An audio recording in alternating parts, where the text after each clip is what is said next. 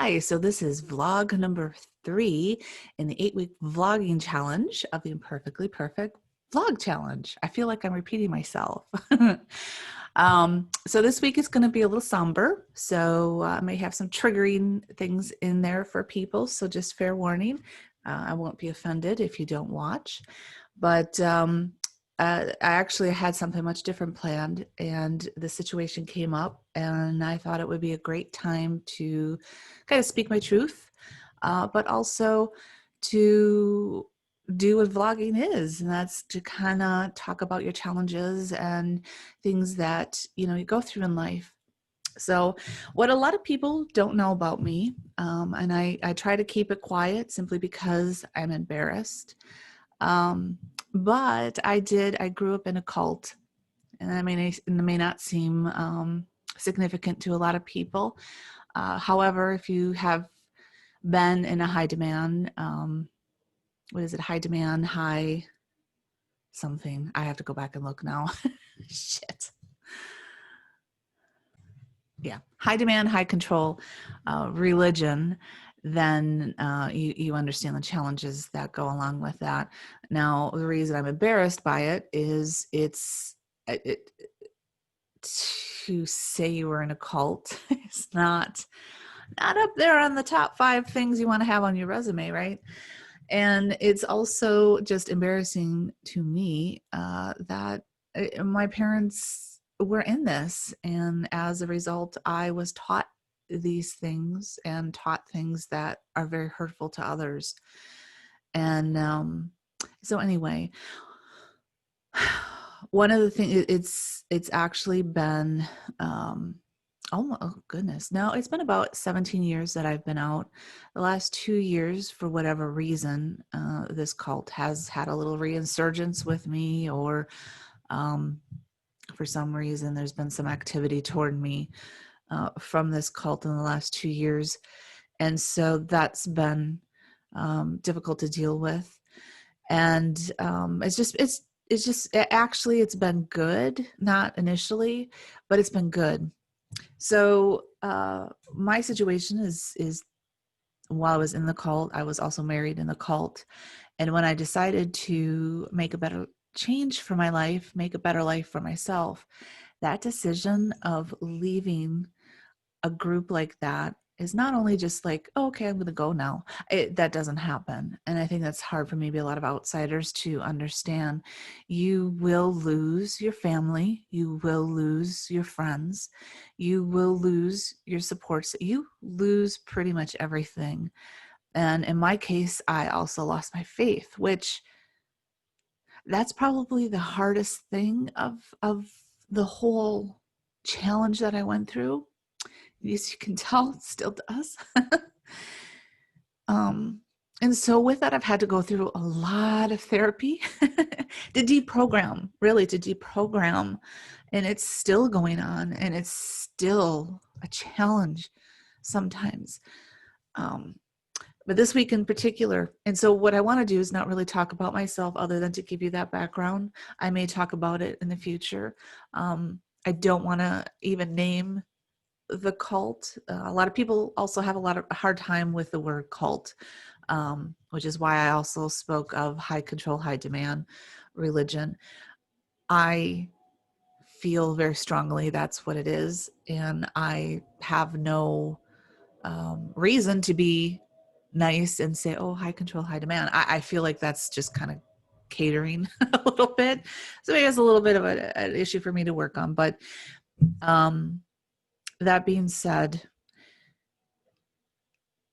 when you go, as I said, I was married, and that was also very difficult to have to go through that situation while being in the organization. So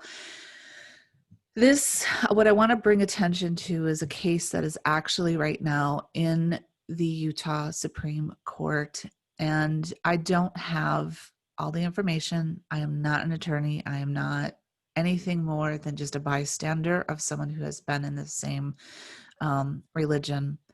And this situation is such that I believe it's in 2014. I'll correct myself in the description of the video if I am incorrect on that date. Um, a female child was raped by a member of the organization. And it's hard for me to know from the accounts that this person held a higher position in the church. I'm not sure on that. I also saw that this person was 18. The alleged rapist was 18. Again, I don't have clarification, couldn't find clarification of that. The female child, you notice I keep bringing that up, had her hands duct taped. The alleged rapist recorded it.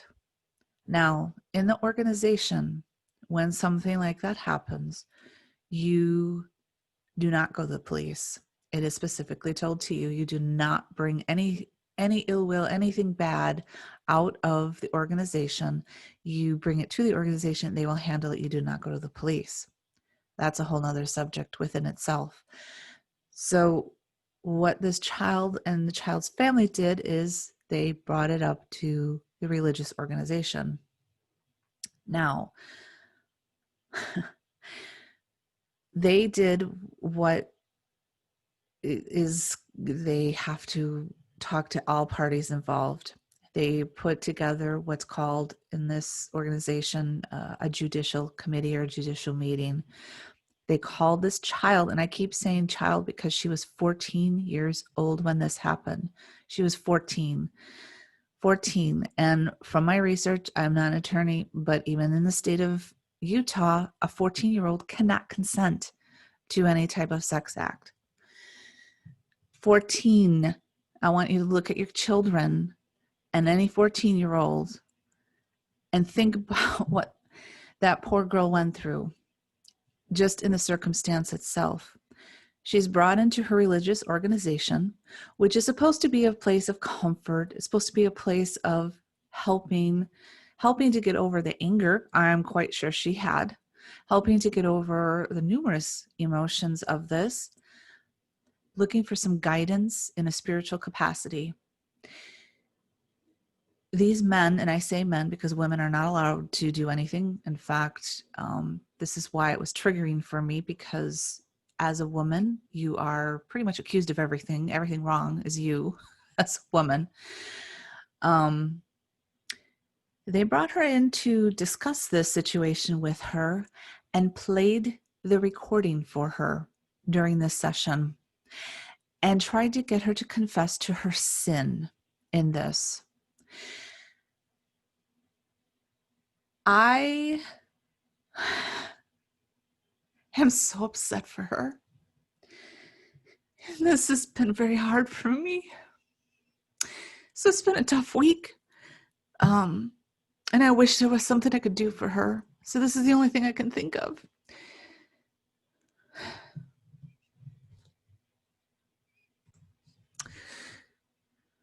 This poor child. And according to the video, so where this court case stands is she is suing the organization for pain and suffering and having to endure spiritual abuse, really. And having her blamed for this, it's just, I cannot imagine. I don't know the whole story. I don't know the parents' role. I don't know a lot of the details.